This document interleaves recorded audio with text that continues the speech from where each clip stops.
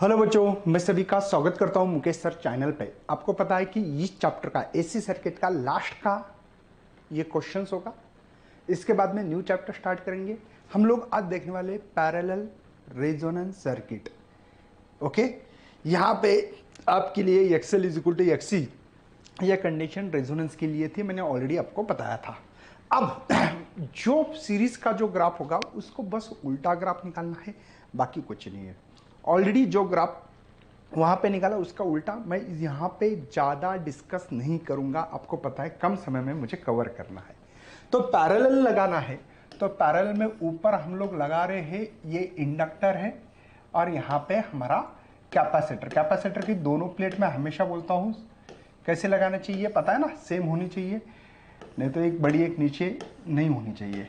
ये आपका ईएमएफ है और ईएमएफ की ई नॉट साइन ओमेगा टी, मतलब यहाँ पे एसी लगा रहा हूं मैं वोल्टेज। ठीक है, यहाँ पे आपको पता है ये इंडक्टर है, ये कैपेसिटर है। इंडक्टर में आपको पता होना चाहिए कि ईएल लीड करता है आईएल से, पता है ना, ईएमएफ लीड करता है बेटा। और कैपेसिटर में यहाँ पे ये निकालूंगा मैं, यहाँ पे आईसी ऊपर नहीं नीचे होना चाहिए था। चलो मैं यहाँ पे कवर करके देता हूँ आप लोगों को ताकि पता लगे। ओके, चलिए, तो यहाँ पे इस बात पे ध्यान देना बहुत जरूरी है हम लोगों को कि यार यहाँ हमारा करंट तो है लेकिन ईएमएफ यहाँ पे इसी लैग करता है। ये इसका बेसिक डिफरेंस था बच्चों, नहीं तो इसी में बहुत सारे बच्चे परेशान होते हैं।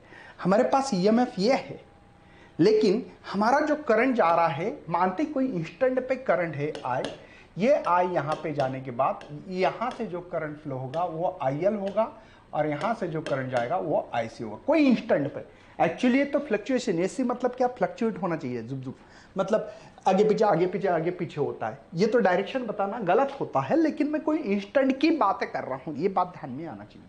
मतलब मेरे पास जो करंट है सर, वो एक तो यहाँ पे आपके पास है आईसी प्लस आईएल, बात सही है ना। एक करंट था, ये डिवाइड हो गया। अब यहाँ पे आपको पता है कि सिंपल सी बात है कि आईसी करंट जो है, आईसी करंट यहाँ पे हम लोग लिख सकते हैं। देखो बेटा, एक्चुअल में करंट तो ऐसा इक्वेशन होगा, आई नॉट बराबर है यहाँ पे sign omega T.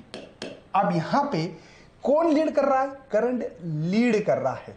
Current lead करना मतलब पॉजिटिव आएगा बेटा, सही है। अगर अपने I is equal to I naught, यहाँ पे साइन, यहाँ पे ओमेगा टी, ये करंट लैग कर रहा है मतलब माइनस होगा। लेकिन बेटा आई नॉट क्या होता है, ई बाय एक्स यल, यल हो तो I not is equal to ये ई नॉट लिखना चाहिए एक्सी।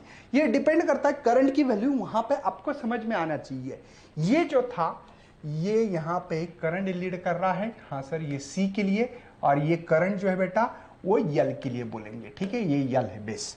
मतलब मुझे ये बताना है आईसी का जो काम है वो जो इक्वेशन है ई नॉट एक्सी, बात समझ में आ रही है, साइन ओमेगा टी एक्स की है ना, प्लस पाई बाय 2, बात समझ लो। और ये आई यल मतलब करंट जो इसमें से फ्लो हो रहा है इंडक्टर में से, तो I naught XL sine omega t, ये लैग। देखो इसका मतलब ये करंट यहां पे लीड कर रहा है। देखो करंट यहां पे कैपेसिटर में लीड कर रहा है ईएमएफ से, और करंट यहां पे लैग कर रहा है ईएमएफ से इंडक्टर में। अब इस इक्वेशन 1 में वैल्यू डालना पड़ेगी। हाँ जी सर, डाल दीजिएगा। चलो मैं डाल रहा हूं बच्चों, ध्यान देना। यहाँ पे ये जो करंट है हमारा, यहाँ पे इक्वेशन में डाल सकता हूं ई नॉट डिवाइडेड बाय एक्सी। ठीक है, आपके बुक्स में आगे पीछे हो सकता है equation omega T plus pi by 2। ठीक है बेटा, मैं इसको बाकी चीज़ों का हटा रहा हूँ, ध्यान देना है। क्यों हटा रहा हूँ, क्योंकि लिखना भी यहाँ पे पॉसिबल नहीं होगा। चलिए आगे बढ़ता हूँ मैं, यहाँ पे plus E naught by axial. ठीक है, दूसरा इक्वेशन लिख रहा हूँ, तो यहाँ पे sign omega T minus cos bye 2। थोड़ा सा टिग्नोमेट्रिक के फंक्शन, मतलब थोड़े से फार्मूले हैं।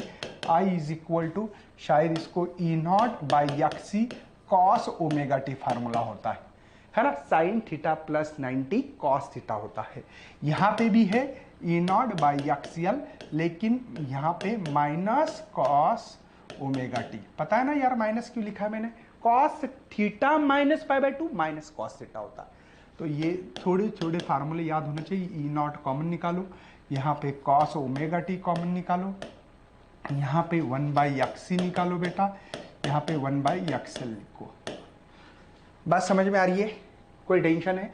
अब यहां से चालू हो जाता है सही में आपका नॉलेज। क्या नॉलेज है? अगर अपनी XL is equal to XC रखो तो यहां पे क्या मिलेगा बेटा, 0। मतलब आपका जो करंट होगा वो मिनिमम मिलेगा। आपके बुक्स में एक्सी की वैल्यू डाल सकते हैं, ऐसा कुछ नहीं कि ओमेगा, इसकी वैल्यू ओमेगा एल होती है, एक्सी की वैल्यू होती है 1/ओमेगा-c होती है। वो आपको पता लगना चाहिए ना, इससे थोड़ा सा रिलेटेड पता होना चाहिए कि ये चीजें XL is equal to omega L या एक्सी इज इक्वल टू 1/ओमेगा-c, थोड़ा सा नॉलेज होनी चाहिए। रख सकते हो, आपकी बुक्स में रखी है तो रख सकते हो, लेकिन यहां पे डायरेक्टली बोल सकते थे। थोड़ा सा बुक्स में क्यों लेंथे किया मुझे पता नहीं है।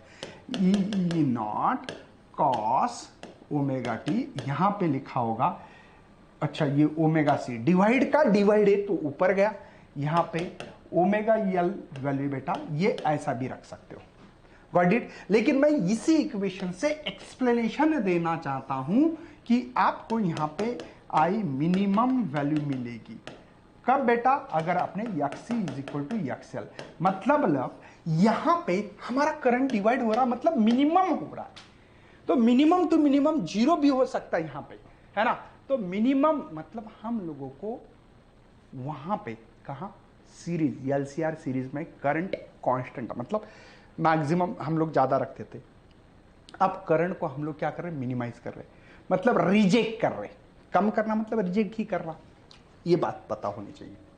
ओके, अगर इसकी वैल्यू ये इक्वल है मतलब क्या है बेटा, omega C minus omega L is equal to 0 लिख सकता हूं। क्यों, बात पता लग रही ना, यहाँ पे 0 रखना है था। देखो इसकी वैल्यू 0 मतलब इसकी वैल्यू 0, 0 मल्टीप्लाई तो 0 आएगा।